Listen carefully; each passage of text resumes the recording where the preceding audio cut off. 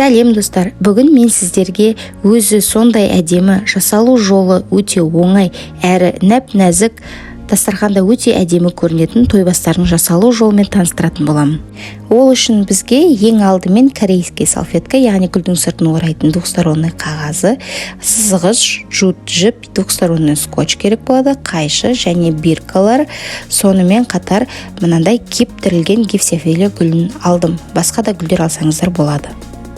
Ең алдымен салфеткамызды көлденеңнен жайып аламыз да 19 сантиметрден 3-ке бөлеміз. Қағазымды бүлдіріп алмас үшін карандаштың ұшымен жай ғана бүлдіртпей белгі салдым. Барлығы 19 сантиметрден 3 рет бөлдім. Енді екі жағын бір-біріне қапсырып осылай бүктеп алдым. Барлығын қосып тағы ортасынан бір бүктедім. Барлығы видеода көрсетіліп тұр. Және соның бәрін қайшымен қиып аламыз. Сол кезде бізде бір қағаздан 6 штук обертка шығады.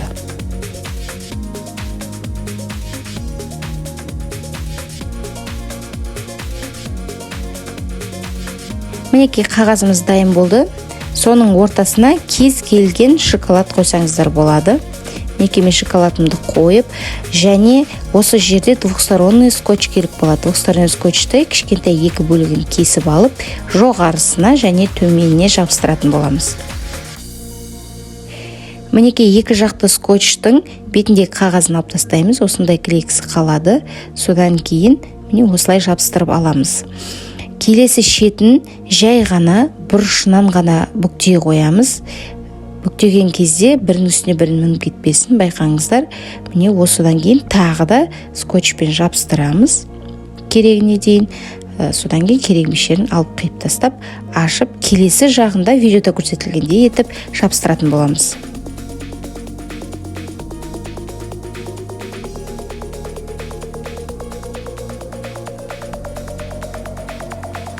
Ендігі кезекте жібімізді алып, әдемілеп осылай орайтын боламыз. Жіпті мен алдын ала қиып барлығын дайындап қоямын.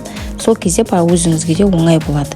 Видеода көрсетілгендегідей бірінің астынан бірін өткізіп, шамалы байлап жібереміз.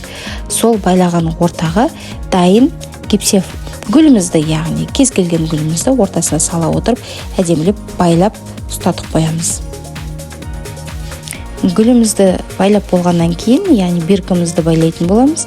Мінекей видеода барлығы көрсетіліп тұр. Гүл байлау үшін мінекей осылай үстінен алып өтсеңіздер, әдемі гүл болып байланады. Мінекей қараңыздар, азғантай уақыттың ішінде сондай әдемі әрі нәзік дастарханның сәнін келтіретін тойбастардың бірі дайын болды. Менімен бірге тойбастар жасап, достарыңызға бөлісіңіздер.